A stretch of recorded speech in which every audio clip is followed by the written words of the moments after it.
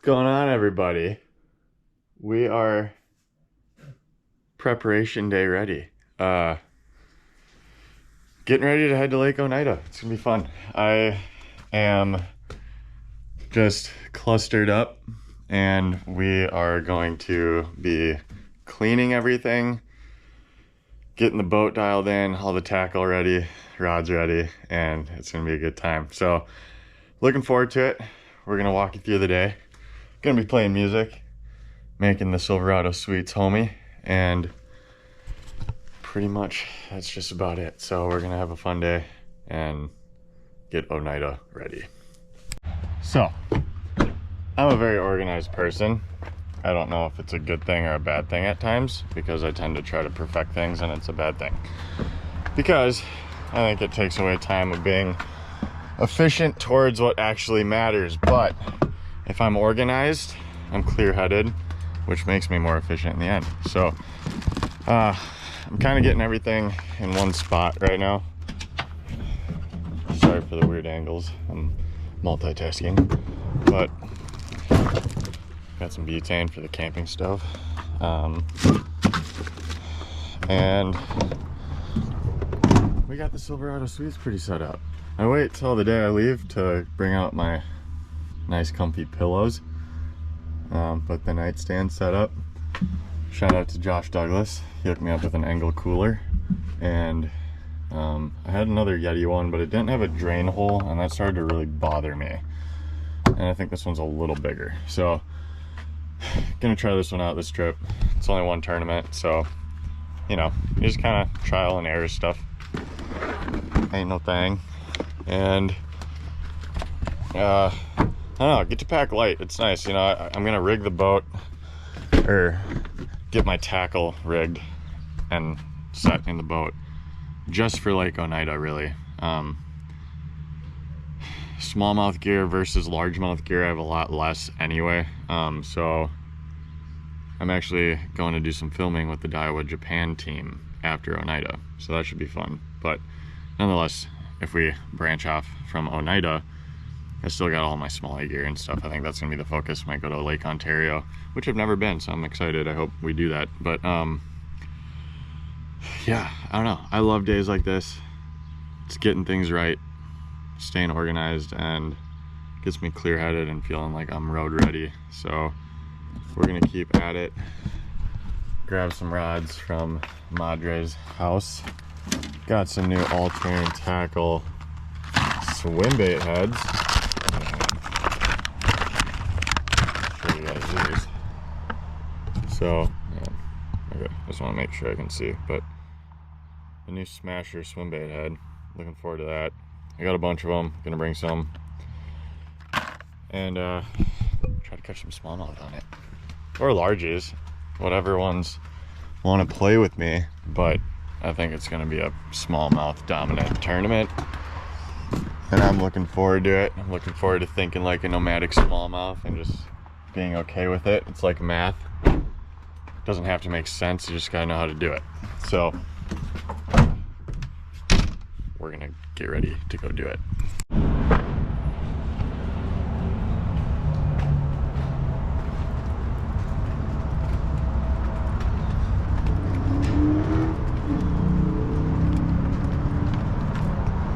Upgrade.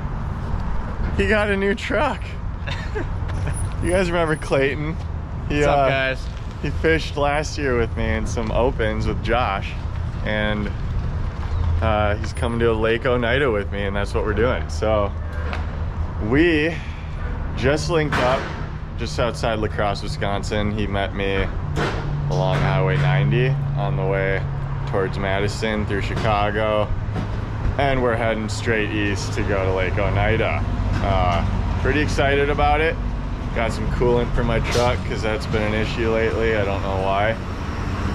And we got a long drive ahead of us. Good weather though. Yeah, good driving weather. We can't check into camp until tomorrow, so we're not rushed, which is great. Find somewhere like an hour or two outside of where we're staying. And that truck is loud, really loud. So, long drive, leading to long casts, and hopefully some long bass. And that's about all I got for you. We got the Silverado Suites and the Sierra Suites ready to rock. So we're gonna hit it, just gassed up for the first time. And spent my whole life savings on that first gas up. So we're off to a good start. All right, Clayton and I just stopped for our second gas stop on a toll road in Illinois. So it was like $5.35 a gallon, which is honestly, I think, the most I've paid per gallon to date. So, but all that aside, yes, gas will be expensive. It's gonna be expensive on this trip and this year in general. But all that aside, can't control it. You just gotta control what you can, and that's all the other expense cutting that we can. Eating cheap, camping, all that good stuff. So we're just playing the game. But thought I'd give you a quick little prelim on what I'm expecting for Lake Oneida. I have been here 3 times as a co-angler, but it's been about 3 years since I've been there. I know they got gobies in there from the Great Lakes, and when the last time I was there, the gobies were just starting, and so I'm eager to see how that all panned out, really. I know there's a lot more in there now from what I've heard, and judging from what I can from Minnesota, I think it's going to be a fairly post-spawn type deal. I think some fish looks to be consistent weather, nights in about the high 50s, low 60s, and days in the high 70s or so, mid 70s. So that looks pretty consistent. Maybe a few storms blowing through. That area has a tendency to do that, but you can almost outrun the storms. One will blow in on one side of the lake and you can kind of fish around them, but not that that really matters because we got Sims gear. So like I said, I think it's going to be a post-spawn type of bite. Some fish might be pushing deep. I'm not sure if the big ones are going to start doing that first or if the big ones are going to be kind of remaining shallow. But nonetheless, I know they're going to be feeding heavily on gobies and perch. So I'm excited for that. I'm just kind of excited to have a tournament that fishes similar to, you know, the northern lakes in Minnesota. I just feel like I just have a more natural understanding just growing up fishing that kind of stuff. So it's going to be nice, you know, it's not going to be like a reservoir down South Lake that I've never been to or something like that, which I don't complain about either, but it'll just be nice to have some kind of familiarity with everything. So we're going to try a bunch of different things. It'll be nice to have Clayton with me, you know, throwing some different things out the back, and probably be putting in a lot of idle time.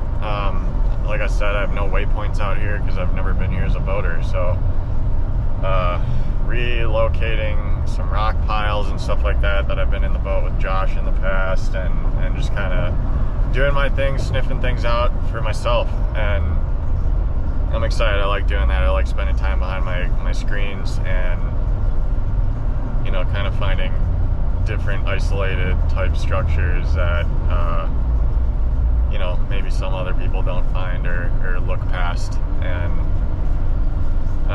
yeah, that's really about it. So we got about 11 hours left. We're a little bit outside Chicago, gonna be passing through there, get through Gary, Indiana, and probably be time for another gas stop or so, or close to, or at least a pee break. But stay tuned, the adventure continues. Well guys, we are in the middle of downtown Chicago and my truck broke down. Traffic watching. Yeah. This is not good. Stay tuned, we got a tow truck on the way, so I don't know. We're trying to get to the side of the road, but my truck's not moving. I don't know if it's the transmission or the fuel pump or what, but we gotta figure this out. This is our view right now.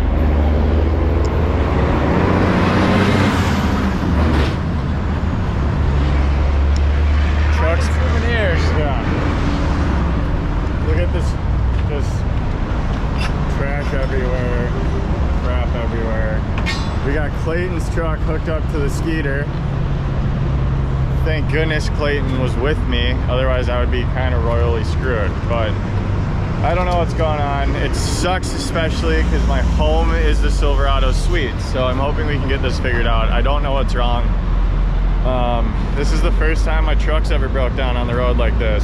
I knew it was bound to happen eventually. I just really wish it didn't happen in the heart of Chicago. Trying to keep a positive attitude, but it's pretty annoying because I don't know how much this is going to cost. It could be anything from my transmission to a fuel pump. I really don't know. I just went and had my truck looked through, everything checked out okay. There were a few maintenance things that they recommended doing, but other than that, it's kind of like this came out of nowhere. So that's a bummer.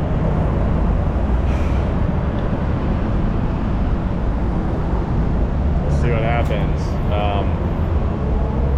We have a tow truck through my insurance, roadside assistance, and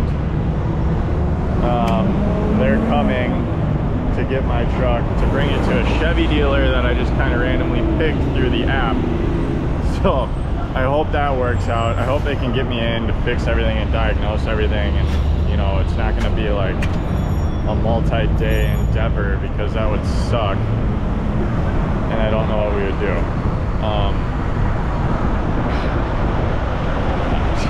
I got no other words, so hopefully we'll talk to you at the dealership once we get some answers. I'm officially declaring this the best worst travel vlog yet. Look it, we're driving. Guess what happened? My truck's still broken, so I don't know what else to say than I'm more grateful for Clayton like being with me than probably any other way this could have shaken out. If I was by myself and broke down in downtown Chicago and we didn't have another vehicle to hook up to my boat, like we literally took up a traffic lane, cars were honking at us, mad, everything going around us. You never know which car was gonna just nail the back of our rigs or what. Clayton just got a new truck, so he's letting me drive it right now, so that's a plus. And he's got new truck syndrome hardcore, and we both are just emotionally drained. Not being familiar with Chicago, let alone it being Chicago, nothing against Chicago, but any kind of big city is just a little like worrisome when you're not familiar, especially just, you know, you don't know what kind of part of town you're in, you don't know where you are, nothing's familiar, and it's scary, especially when you have issues with your transportation. So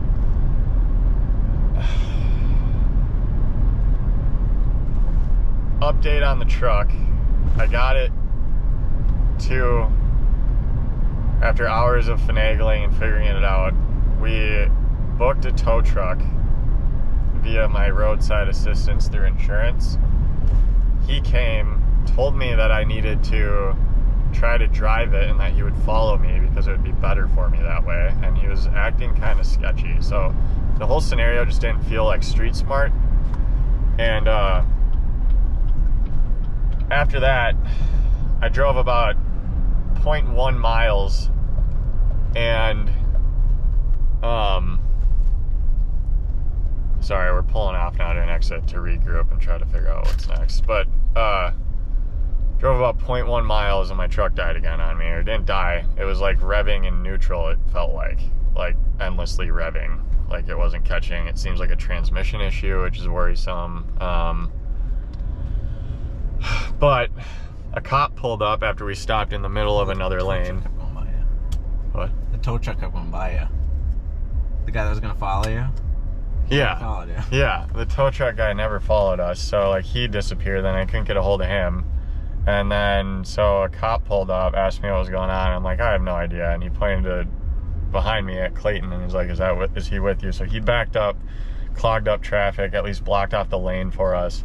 And a courtesy interstate tollway tow truck came right by, just came right up to the truck, put it on, like and towed us to an exit ramp, got us in like this kind of weird parking lot in an overpass area. And so we at least had the truck off the highway, the boat and Clayton's truck off the highway, and we kind of just figured it out from there. I called a Chevy dealership that was a few miles away. They recommended a tow service. We got it towed to the Chevy service. There's a nail. And then we were talking about like, oh, how did we not get a nail? I was running over like glass bottles and stuff, just shattering under my truck tires when I was moving, like trying to pull over.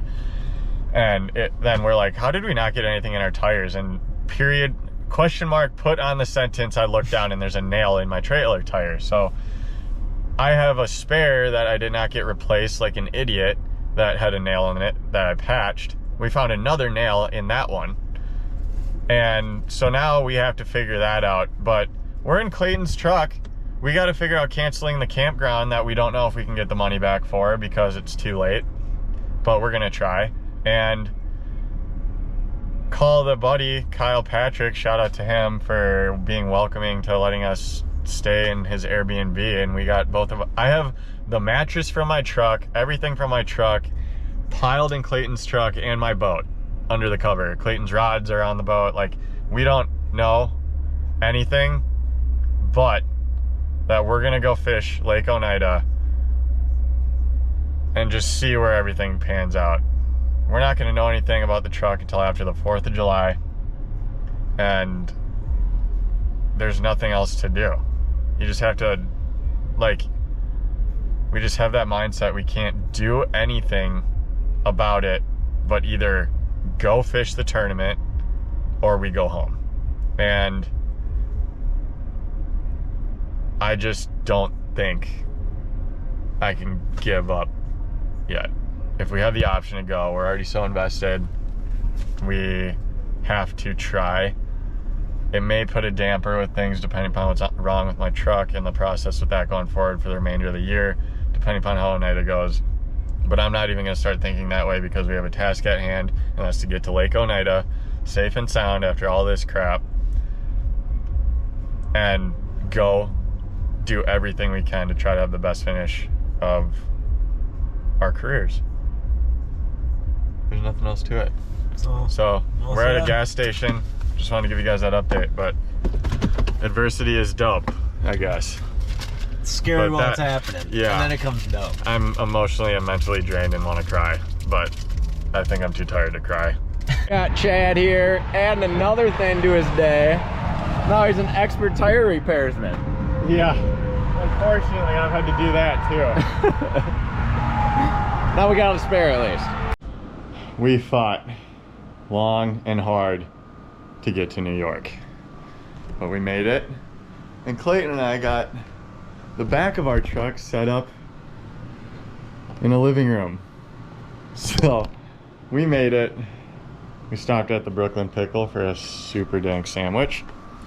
Now I'm trying to figure out getting a fishing license, and we're unpacking, making sure we got everything, and then we're gonna go out fishing. So I'm super excited. But we made it to New York, thankfully. Still no word on the truck, so that's a lot left to be done. But I'm gonna get this done. I'm eager to get out there because that's gonna be the only thing that's gonna calm me down.